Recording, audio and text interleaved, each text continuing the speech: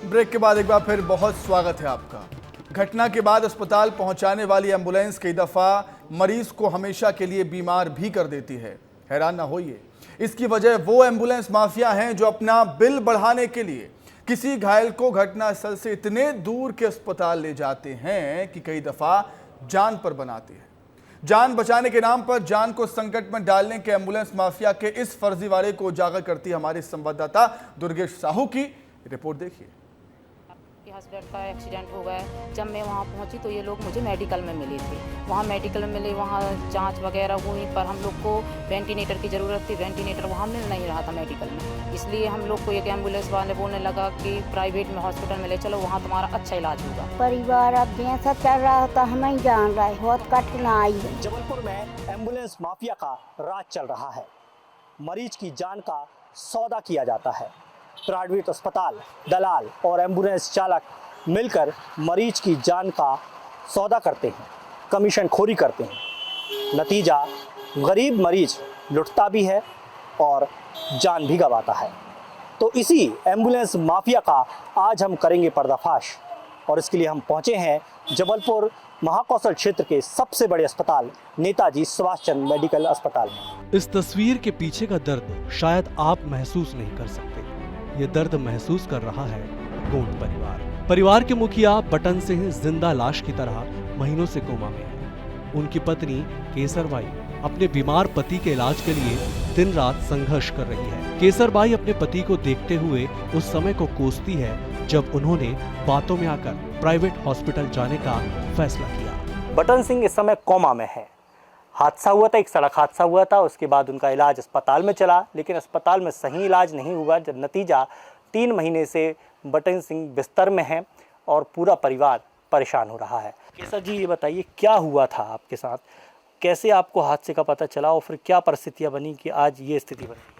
मैं अपने केंद्र में थी, मैं आंगनवाड़ी सहायिका हूँ। मैं केंद्र में थी, मुझे 1 बजे फ़ोन आया कि आपके हस्बैंड का एक्सीडेंट हो गया है। जब मैं वहाँ पहुँची तो ये लोग मुझे मेडिकल में मिले थे। वहाँ मेडिकल में मिले, वहाँ जांच वगैरह हुई, पर हम लोग को वेंटिलेटर की ज़रूरत थी। वेंटिलेटर वहाँ मिल नहीं रहा था मेडिकल में, इसलिए हम लोग को एक एम्बुलेंस वाले बोलने लगा कि प्राइवेट में हॉस्पिटल में ले चलो, वहाँ तुम्हारा अच्छा इलाज होगा।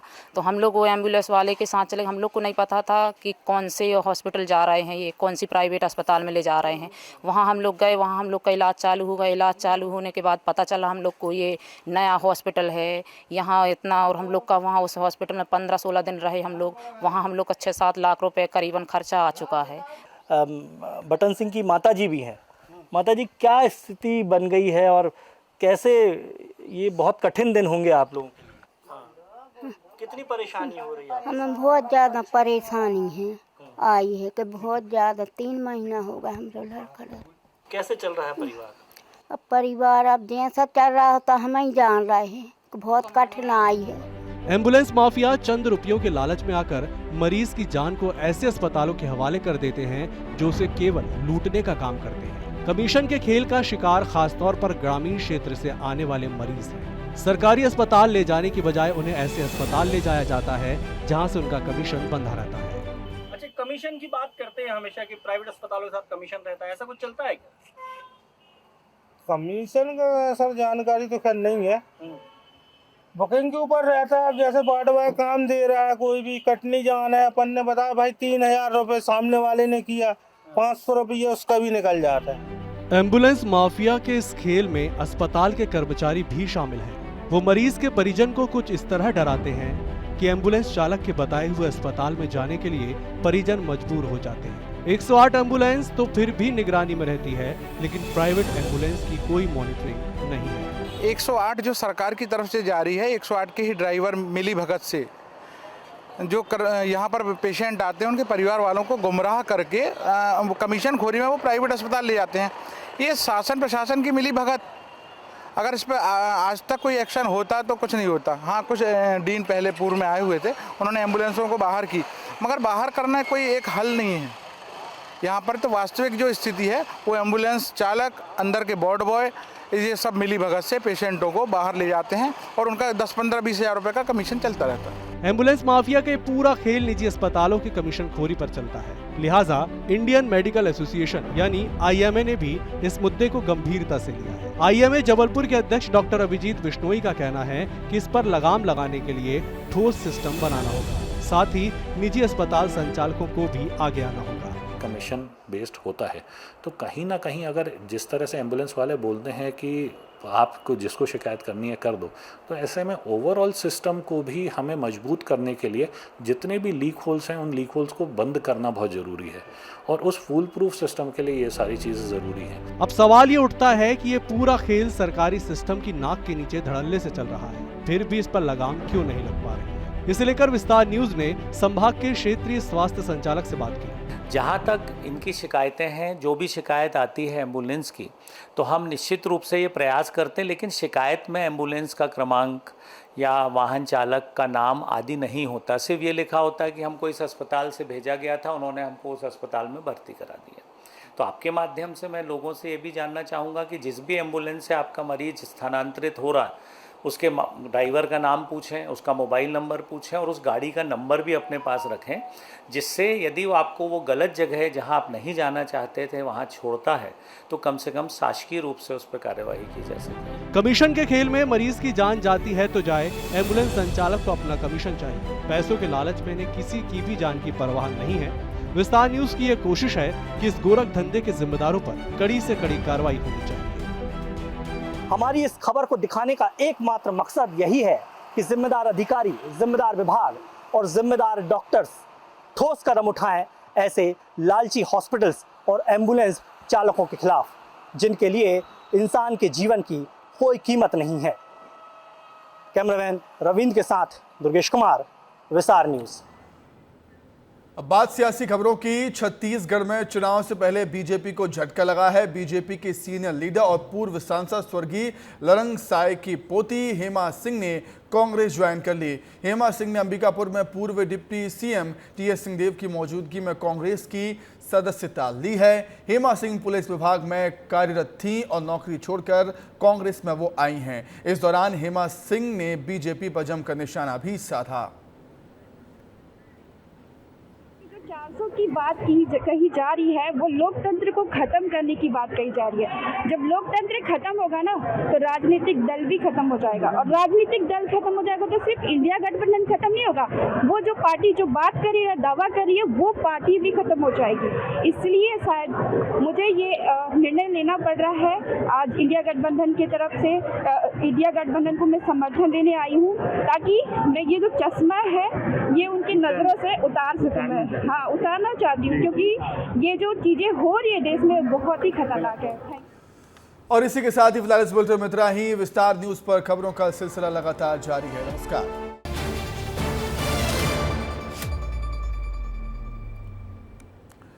नमस्कार, बहुत स्वागत है आपका। विस्तार न्यूज देख रहे हैं आप, मैं हूं आपके साथ सुमित शर्मा और आइए देखेंगे खबरें फटाफट अंदाज में।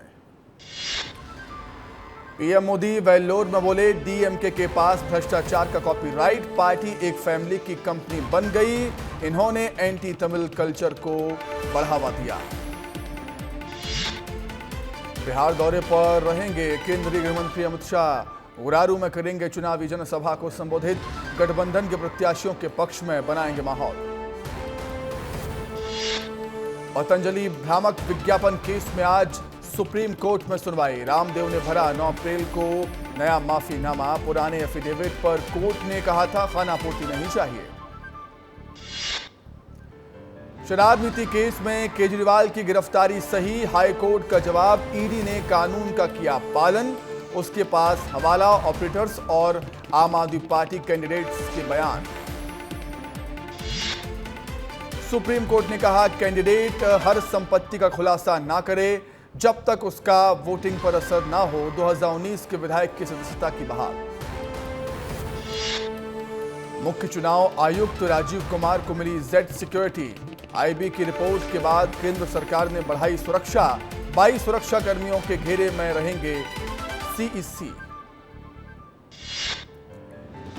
कांग्रेस की 14वीं लिस्ट जारी। आंध्र के 9 उम्मीदवारों का ऐलान। अब तक 246 कैंडिडेट्स मैदान में उतार चुकी है कांग्रेस।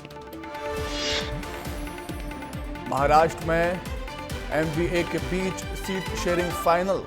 21 सीटों पर शिवसेना उद्धव गुट चुनाव लड़ेगा। कांग्रेस को 17, एनसीपी शरद गुट को मिली 10 सीटें। बिहार के डिप्टी सीएम सम्राट चौधरी का बयान, लालू यादव फैलाते हैं जाति उन्माद, वे सिर्फ अपने परिवार के लिए जीते हैं। टीएमसी सांसदों का सेंट्रल एजेंसीज के खिलाफ धरना जारी, ईडी, सीबीआई और एनआईए के डायरेक्टर्स को हटाने की मांग पर अड़े आपका मिला समर्थन। नेपाल में मनाया गया घोड़े यात्रा उत्सव, घुड़सवार सेना ने की करतब, नए साल का स्वागत करने के लिए किया जाता है आयोजन। मिशन छिंदवाड़ा पर सीएम डॉक्टर मोहन यादव लोकसभा प्रत्याशी विवेक बंटी साहू के पक्ष में करेंगे प्रचार, नरसिंहपुर जबलपुर भी जाएंगे सीएम। आज मध्य प्रदेश के दौरे पर रहेंगे छत्तीसगढ़ के सीएम विष्णुदेव साय, मंडला और डिंडौरी में करेंगे जनसभा, बीजेपी प्रत्याशी के पक्ष में मांगेंगे वोट। बीजेपी प्रदेश अध्यक्ष वीडी शर्मा कटनी के माधवनगर में करेंगे जनसंपर्क, मुडवारा और बहोरीबंद विधानसभा क्षेत्र में करेंगे प्रचार, कार्यकर्ताओं के साथ बैठक कर बनाएंगे रणनीति। गुना में चुनावी प्रचार करने में जुटे केंद्रीय मंत्री ज्योतिरादित्य सिंधिया सुबह 11 बजे जागर में बूथ कार्यकर्ताओं की लेंगे ली बैठक, सामाजिक सम्मेलन में भी करेंगे शिरकत। नवरात्रि के दूसरे दिन सलकनपुर जाएंगे पूर्व सीएम शिवराज, सपरिवार करेंगे मां विजया सेन के दर्शन, भोपाल में लोकसभा चुनाव को लेकर भी करेंगे बैठक। मिशन छिंदवाड़ा में जुटे पूर्व सीएम कमलनाथ चुनावी जनसभाओं को करेंगे संबोधित, प्रत्याशी नकुलनाथ के लिए करेंगे चुनावी प्रचार। भोपाल में घोषणा पत्र को लेकर प्रेस कॉन्फ्रेंस कांग्रेस ने की, सुबह पीसीसी दफ्तर में हुई press conference, PCC chief Jitu Patwari और पूर्व सीएम दिग्विजय सिंह रहे मौजूद। बैतूल में लोकसभा चुनाव की प्रक्रिया स्थगित, बीएसपी प्रत्याशी की मौत के बाद चुनाव आयोग का फैसला, हार्ट अटैक से हुई अशोक भलावी की मौत। सीएम विष्णुदेव साय ने अस्पताल पहुंचकर मरीजों से की मुलाकात, दुर्ग बस हादसे में सभी घायलों का जाना हाल। डिप्टी सीएम विजय शर्मा ने किया बस हादसे के घटना स्थल का निरीक्षण, कैसे हुआ बस हादसा ली जानकारी।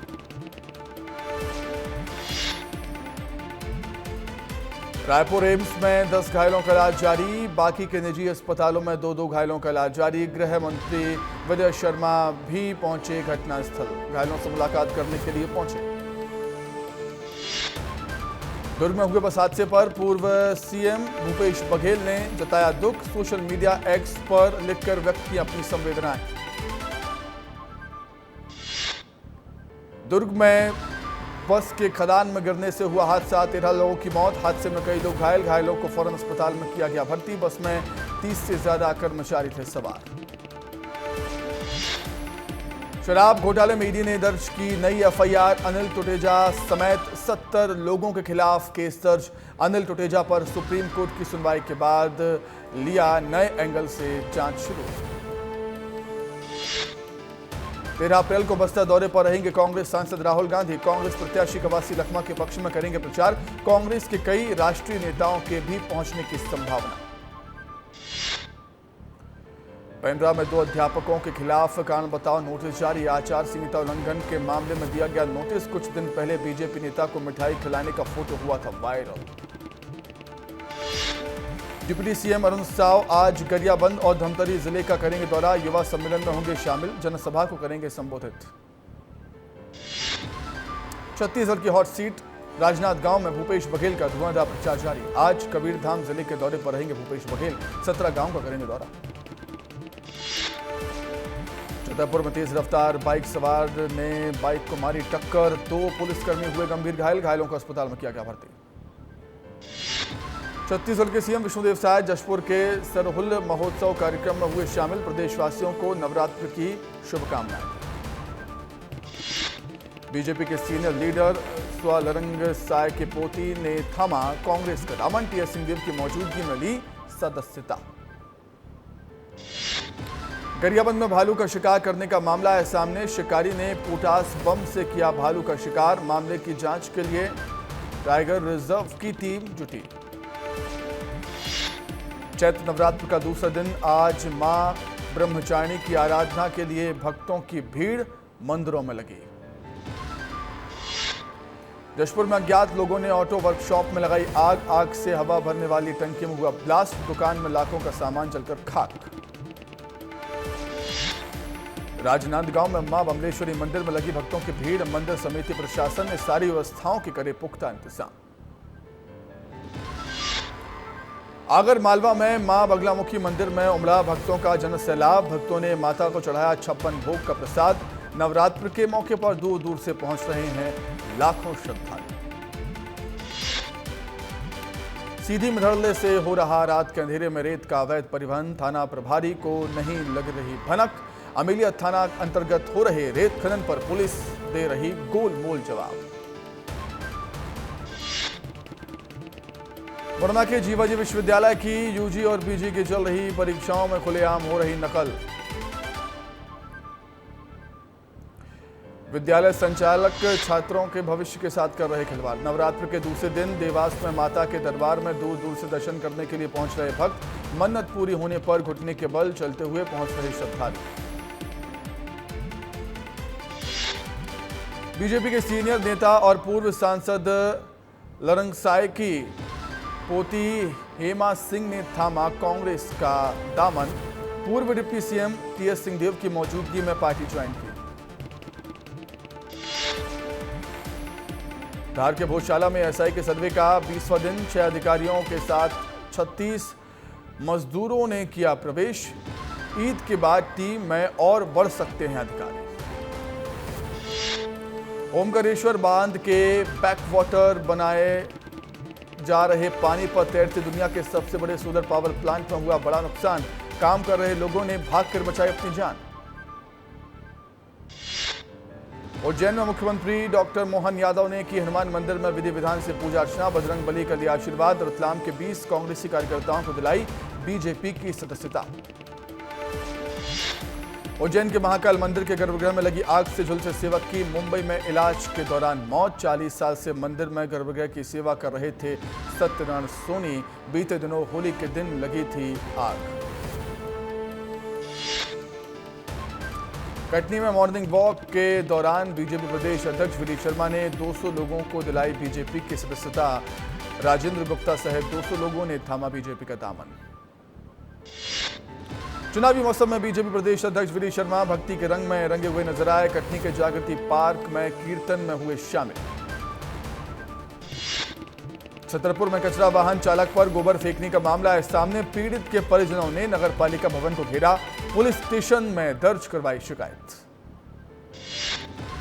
मध्य प्रदेश के कई जिलों में बारिश और ओलावृष्टि का रेड अलर्ट। बाकी के 27 जिलों में बारिश का ऑरेंज अलर्ट। 1 सप्ताह तक ऐसा ही रहेगा मौसम।